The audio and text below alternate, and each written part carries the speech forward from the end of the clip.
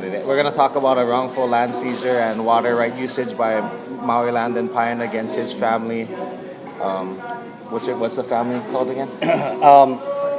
The location we're talking about is Honokawai, which is on the west side of Lahaina, Maui. The name of the family is Nahuku, which is Nakhhuku. And that family is the family that we're talking about today in reference to this particular location. There's other locations on Maui that are located, but we're going to discuss this one particular one because Maui Land and Pine, who was the plaintiffs against the defendants, the Nahuku family, let me make sure I get that right, Nahuku family, who I'm relatives to, had seized property in the range of 541 acres. And in that case, this one particular property, which is called the Mooku, Mooku, this land was used by Maui Land and Pine to generate hundreds and millions of gallons of water per day. And in that essence, Maui Land and Pine was able to use shares and stocks in their company to create and do contract agreements with Maui Land and Pine, with the county in this case, and using paperwork that belonged to originated title owners, which was family, and collected revenues through that process. So in layman's terms, though, like, is it like an ancient a'apua'a that they just came in and made a phony contract and just like kind of like took the water rights in the land with false promises, kind of a deal? I believe from the uncovering or unveiling of information, what happened here is that some of the transactions that occurred through shares and stocks by the corporation to utilize property on leases or contract agreements. And in this case, they failed to pay or surrender payment to my ohana and my family. And how many years has this been going on for? When did they first write the contract? They began the contract back in the 1900s or 1919 in that area at that time span. So about 93 years, about 92 Close to years. 100 years on this in this particular Of basically land. just taking hundreds of millions of gallons of water per year. Yes, Without and money paying for it. Without paying for it. Absolutely. So, how were they able to do that? Well, they worked an agreement with our family members, not all, but some of the family members in the land, and in that essence was able to do contract agreements, and those contract agreements were stimulated through shares, stocks, land, water rights, intellectual properties, and these things have been in the courthouse for way before you and I ever came along. And the courthouse has actually stimulated Supreme Court orders on water rights, intellectual properties here in Hawaii, which will allow the native Hawaiian Kanaka Mo'oles to really expand and come out on that. And how do they do that? Through clearing their titles. If they have a discrepancy with a title company here in Hawaii, then use another one from another location, such as, for instance, Chicago Title Company, which is out of Chicago, and utilize some of these companies to assist you if you find that there's discrepancies in your title. Once your title has been completed, now your attorney will know exactly what to do based on title. And with So this, basically, they proved who you were, like through genealogy. They proved that you were the rightful owner, and then it was up to you to go dig up all the paperwork and all the old school contracts. absolutely. And we have to do due diligence, which is do the research, do the homework, make sure all the paperwork is in order, and make sure that what you're talking about and what you're doing follows these guidelines, which is under Kingdom Hawaii law and also Hawaii state law, which is Hawaii by statute law.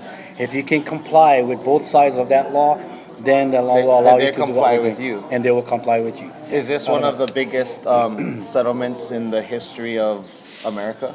I would say this is one of the biggest settlements in Hawaiian history, and being able to use that documents and to expose it in a way where it's beneficial to all people, not Right. just the Yeah, Hawaiians and not just to the definitely. corporation. Yeah. And so today, at the end of the day, what are we doing? We're surveying the property. We're doing things that are required by law to do, and in that surveying is obligated by law, which is Bureau of Conveyance law, which is to register that conveyance. And so once the survey is done, the conveyance is already adhered to title. The surveyor is looking at your documents from the courthouse. He's using those same documents that the judge signed. He doesn't want anything better because that's the best he can get, which is supreme paper signed by judges, also acknowledging both lies. The proof's in the pudding. Proof is in the pudding at the moment. And so where do we really go from here? What we really do is we devise a way to interject with the county, interject with the state to begin developing systems and assisting the people and corporations nice. on Maui. You're gonna set up a little trust, like with schools, whatever, just something for the people too. Yes, absolutely. Part of the reason why we collect revenues is to enforce education to the younger generation, which is the keikis, keiki o kaina. They come first. In that essence, we devise a way to develop a bank system. We devise a way to develop systems that we can go to, and we're not going to be scrutinized, or our money is going to be missing one day out of a bank system. That today in the American government, when you get there, you find out that they're charging you for all these things when all you wanted to do was just save your money and put money in the bank. Right. That's the reason why some of our people in the land have no device to get more money in their pocket. And when you go to do low interest loan rates for the people, Exactly. better education for the kids. Because Absolutely. what I think that they're brainwashing the kids, and with all this technology, it's like I don't know if you've seen the movie Idiocracy, where everyone's just so dumb, like burger, fries, and stuff. And Exactly. maybe now we can make like a modern day trust, like Kamehameha schools or whatever, or work with them so that to better educate the local kids, to maybe someday the other families that got wrongfully seized can do the same thing you did. Absolutely. And I think if everybody, I'm not saying that you should follow what I did. I'm saying that there is a process that is by law, and I believe if you follow that process and you seek out the right things, which is truth, and you're looking for certain items to make sure that you're who you are, and it's better to be who you are than get caught up in the mix of paper and law and fraud and all of these issues.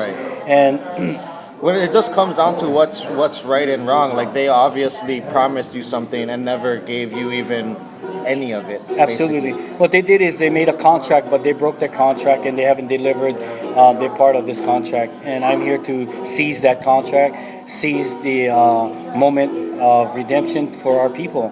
But not only the Hawaii people, I'm talking about all people who come to Maui and who need water, who needs meters, who needs food, who or needs even just like jobs. like banks nowadays, they don't even offer loans to the local people anymore. You know what I mean? Like even if you sit down with them, you have a good plan and whatnot, they won't give you a loan Absolutely. anymore. And local banks are supposed to support local people, and that's just gone out the window with the monopolization of Bank of America with all the small banks. Absolutely. It's lame and it's sad, and hopefully maybe this will be the first step towards a new world order, a new beginning for the people. I believe we have to start somewhere. So I believe if we start somewhere where the paper of the land and the tie-in to the people are locked in, and that's already been done through court orders. So the next step really is to educate all the other people who are unfamiliar with what really is going on here on Maui. But before we get there, what we want to really do is get the company up and running, get it escalating, so that other people can be a part of it. Oponui Water. Oh no. The first company that I started was called Oponui Water Company. Now, Oponui Water Company, I started that because my grandpa's name is Oponui. Okay. And based on that name, it also showed up on Royal Patent water contract agreements. So that name is what I use because I believe it's fraud to use Hawaiian names. It's fraud to use names from Hawaii, people's names, when you're not even related to the family. So in this case, we were talking water.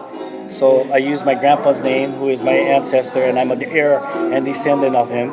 I should be able to utilize that in a business sense. So when people say, oh, who's Oponui? Oh, that's my grandpa's name.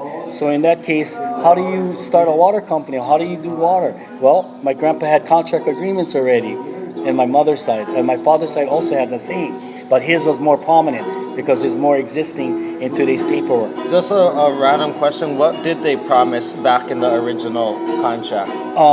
What happened is in 1863, the Kama'o Vai water contract agreement was stimulated on a royal patent between Alexander and Baldwin, between